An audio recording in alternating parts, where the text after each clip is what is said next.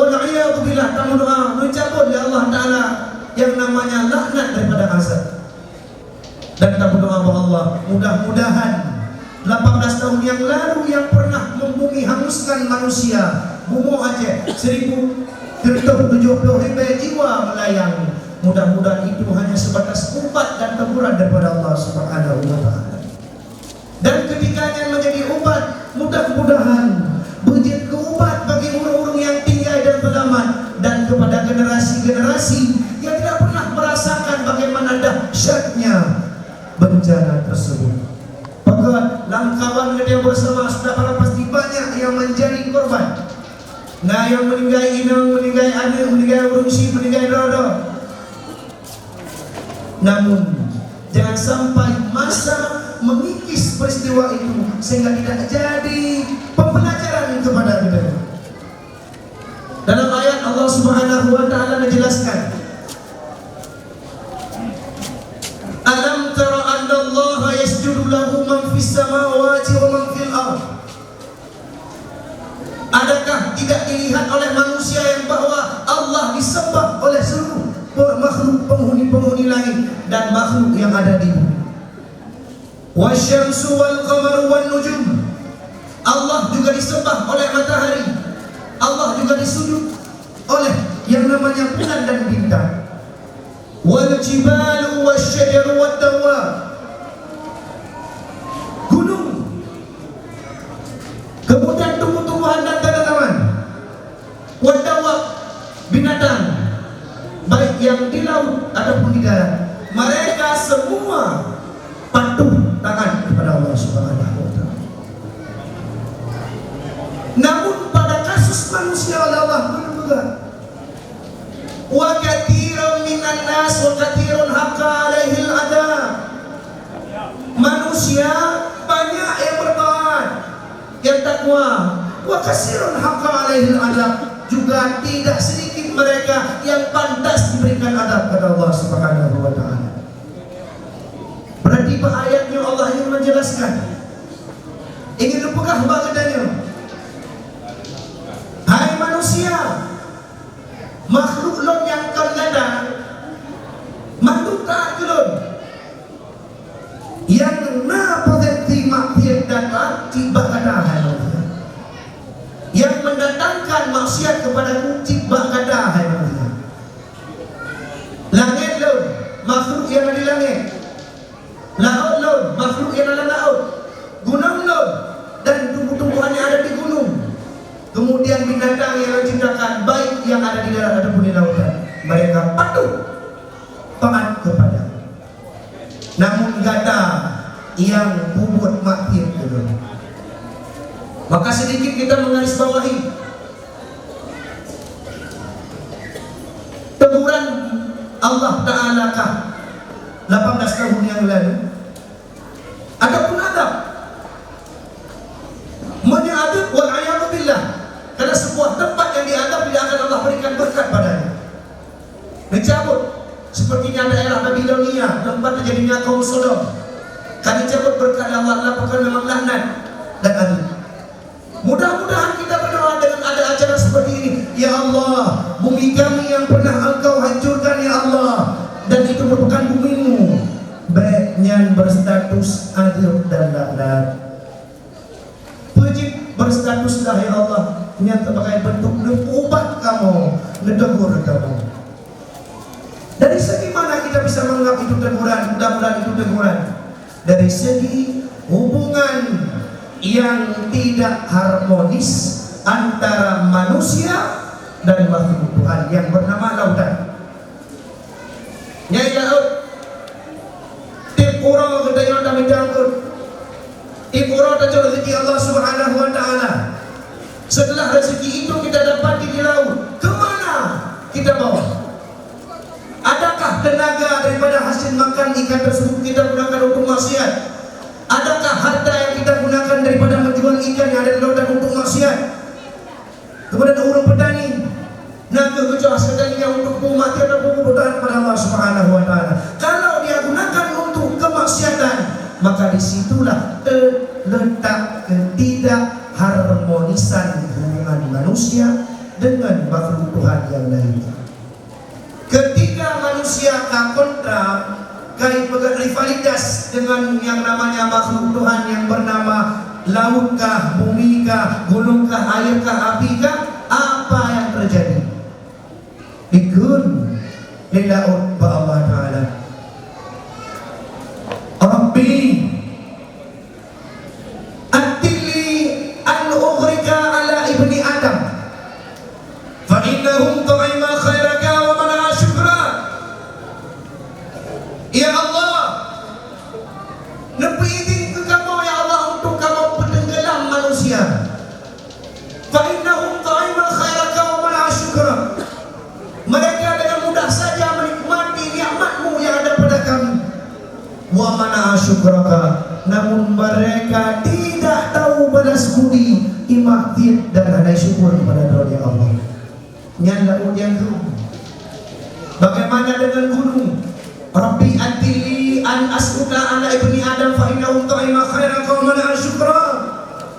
Gunung pun demikian rupa ya Allah, lebih izin kelon pancodro dan manusia. Bahkan awaknya dico hasil nikmat baklun ya Allah, tapi tidak mau bersyukur kepada doa ya Allah.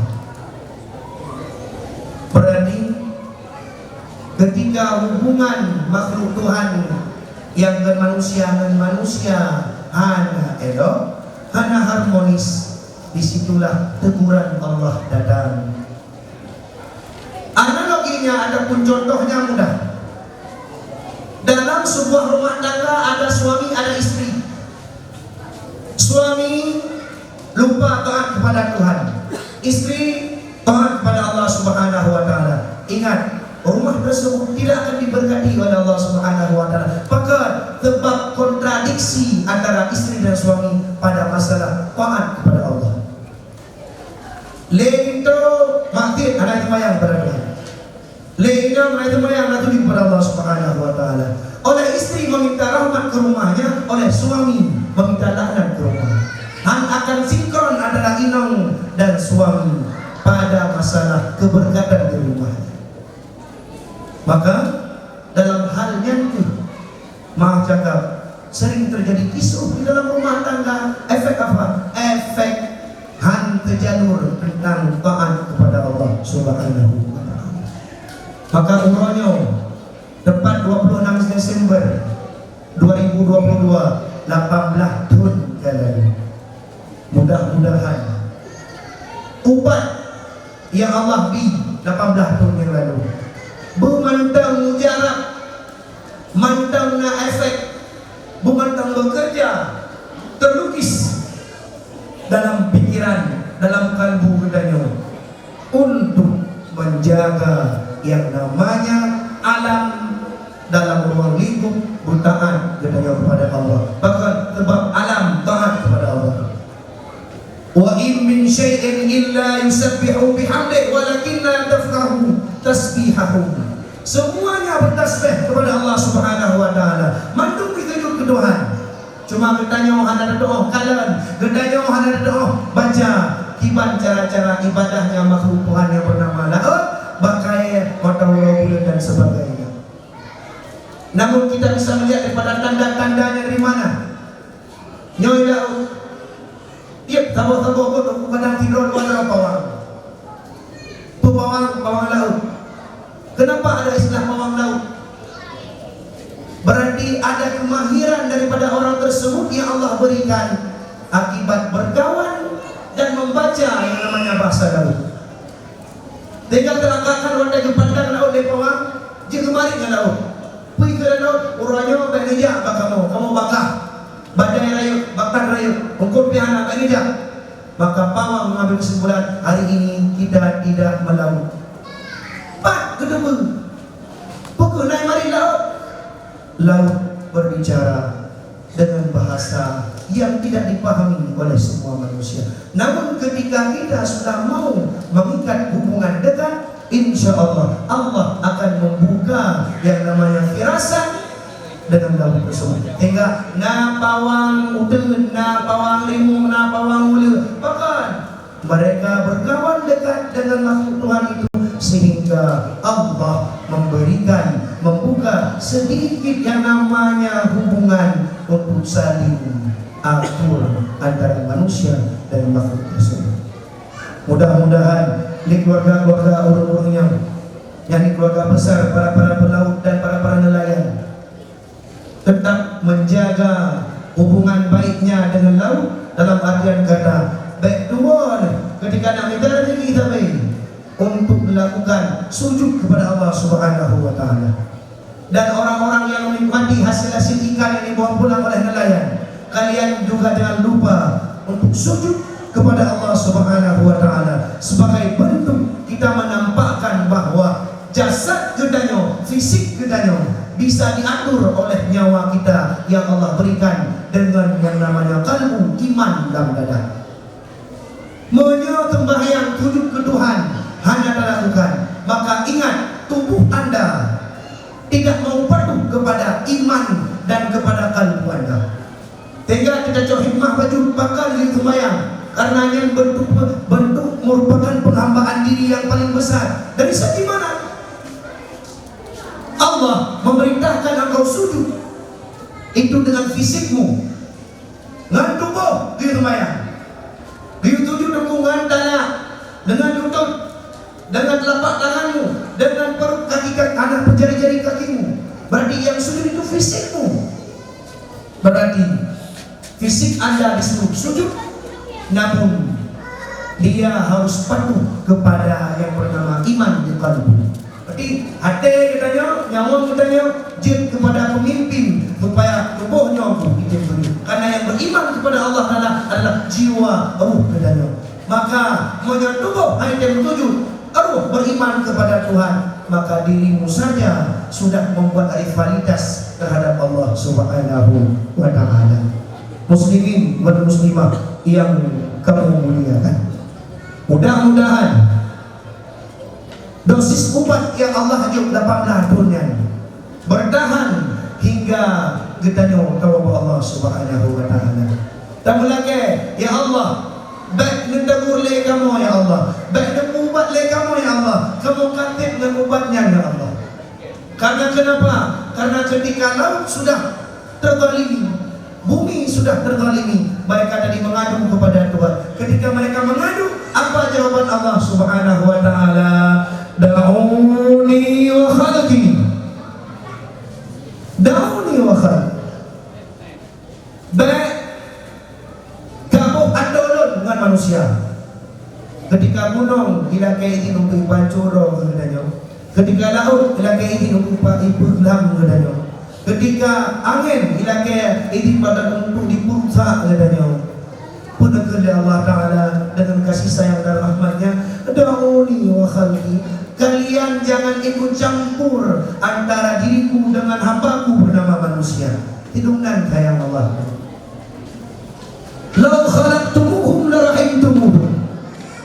Ketika aku sudah menciptakan mereka, maka aku akan mencintai mereka, kata Allah. Kalau cinta awalnya, maka akan sayang kawannya. Maka bukti nyata pada hari ini cintanya Allah kepada kita. Acara ini terselenggara, donatur ada. Kemudian anak yatim merasakan nikmat bahagianya. Maka rezeki yang kita kais di laut menjadi rezeki yang berkah karena dirasakan oleh semua manusia dalam statusnya fakir, miskin, anak yatim, dan sama-sama diutarakan ini. Walaupun anda terlakan engkau, tapi hasil daripada penjualan ikan didapati oleh santunan anak yatim. Mudah-mudahan itu bentuk kita yang mensyukuri nikmat yang besar daripada sayangnya Allah Subhanahu wa taala. Kemudian kedua Allah berjudul Lau khalaqtumuhum la rahimtuhum. Ketika aku sudah menciptakan mereka, maka lu pasti sayang kawannya. Intabu ilayya fa ana habibuhum. Ketika manusianya kai makit kelon, intabat kelon, ilake ampun, fa ana habibuhum, aku yang akan mencintai mereka. Wa illam yatubu fa ana tabibuhum. Ketika mereka tidak mau bertobat, lalai dalam maksiat, fa ana tabibuhum, kata Allah, lon yang pengubat kawannya. Maka mudah-mudahan yang ubat yang Allah ubat yang terdofis hingga merdeka dia dan tawariskan pada anak-anak dia bahwa katib dan ubatnya. Mudah-mudahan ini menjadi sebuah pembuka ingatan kita terhadap taat kepada Allah Subhanahu wa taala, jauh daripada rahmat Tuhan, betapa dalam ibadah. Ketika kita sudah tergelincir dalam maksiat, kembali langsung kepada Allah Subhanahu wa taala sebagaimana janjinya Tuhan untuk menuntut tausiah dan nasihat-nasihat kepada orangnya. Ketika iblis dilaknat oleh Allah Subhanahu wa taala, ketika iblis mencap laknat oleh Tuhan, dikala iblis, Rabbi wa izzati lan abraha ughwiya ibadaka madamas arwahum fi ajsadi. Ya Allah, aku bersumpah demi ketinggianmu, tidak akan pernah aku berhenti hanakan lompio lempurusa hamba drone bernama manusia untuk tabe-tabe imaktir geron selama nyawang dalam yang jadi iblis mengutupai itu. Handon piau, handon pre, lempurusa hamba drone selama matanya dalam tubuhnya. Namun ingat jawaban Allah Ta'ala apa? Iblis sekali bersumpah dengan nama Tuhan, Allah membalas dengan 2 kali sumpah. Wa izzati wa jalali la azalu aghfiru lahum mastaghfiruni. Iblis sekali bersumpah dengan nama Allah, Allah bersumpah 2 kali dengan namanya. Wa izzati wa jalali, demi ketinggian dan keagunganku hai iblis, la azalu aghfiru lahum mastaghfiruni. Kata anda pre tagoda ada terbuka awak hamba-hamba dunia, maka ilun pun akan dompre don pemaaf awaknya menyatapi tidak ampun kepada kata anda pre terbuka, maka dompre don pemaaf selama mereka minta maaf, taubat, memperbaiki diri dan taat kepada Allah Subhanahu wa taala. Mudah-mudahan ubat tsunami-nya menjadi ubat ketaatan, bertambah takwa kepada Allah Subhanahu wa taala, sehingga efek dan tanda-tandanya rezekinya Allah Ta'ala makin hari makin bertambah. Han abih-abih yang nadi mau untuk kebutuhan kita manusia, maka karena kita pakai kebutuhan itu untuk takwa kepada Allah Subhanahu wa Ta'ala. Mudah-mudahan sama-sama tak ingat, sama-sama ada pikir, dan tabe-tabe menawa umutuh akan lakukan hal seperti ini sebagai bentuk rasa syukur kepada Allah Subhanahu wa Ta'ala. Masih diberikan nikmat besar kehidupan, masih diberikan nikmat rezeki di lautan yang kita cari. Hadanallahu wa iyyakum ajma'in. Assalamualaikum warahmatullahi taala wabarakatuh.